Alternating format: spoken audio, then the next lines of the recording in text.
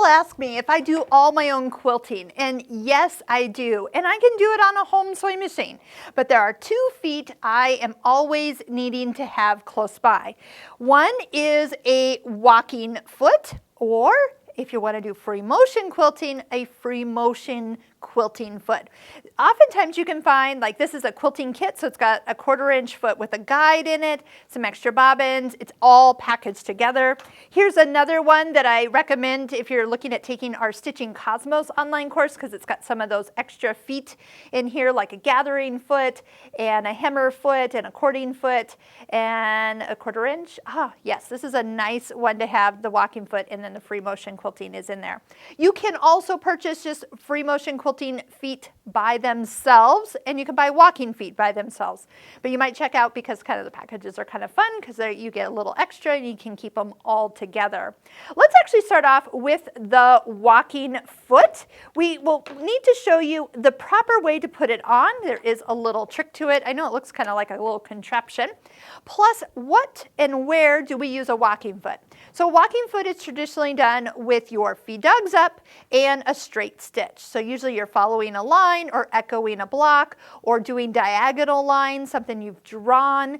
Those are where your walking foot is used. Anytime you're going through batting, or if you're working on stretchy fabric and it's really coming out very wavy, a walking foot can kind of help work together. So it's teeth on the top to work with your feed dogs down below, and it pulls it in together. Without it, if you just try to stitch through like batting and layers of a quilt top and quilt back, what's going to happen is the bottom layer is going to start to creep and the top layer is going to push. And when you get to the end, you start to have all the fabric kind of not staying as it should be together. A walking foot is going to come in and walk across, pulling the fabric together so it comes out nice and even. No matter if you're going this way or then you come back this way, do a diagonal line, that is key. Now, we've been using the feet that came with this machine so far, and we've been using the little part on the back to drop them off, and then we lower it down to click them on. A walking foot and a free motion quilting foot is going to need to have the screw on the side right here removed. So find your screwdriver. You're going to loosen this and take the whole entire ankle off. Sometimes I like to recommend to my students is to leave it attached to the foot itself so it doesn't look like lost later. So I'll usually just store it like as a whole entire foot versus just this weird looking piece. So I always say leave them connected for easier finding it later. Okay, walking foot is what we're going to do first. We're going to find that this has kind of an arm. See, that arm kind of wants to kind of make these toes go up and down. The key to this arm is it needs to sit above the screw that takes your needle in and out. So as I bring this onto the machine with my right hand, I have placed my thumb to hold that arm in the up position.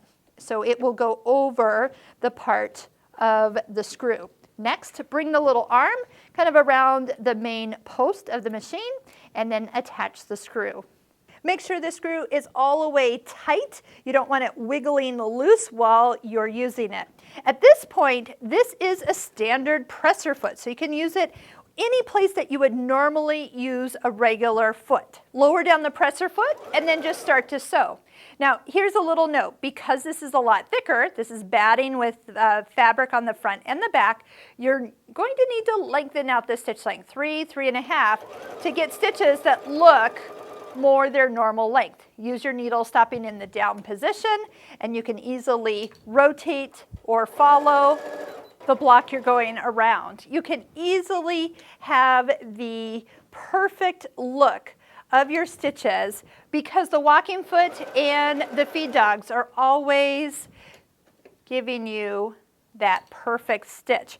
To set the needle to stop always in the down position, I'm pushing the button off to the side. Then I can just go ahead and keep stitching. Needle stops down, lift and pivot, and see how nice and flat the fabric is? That's the goal and results when you use a walking foot. Perfect every single time. You can find lots of classes of how to quilt a quilt using just straight stitches and just a walking foot.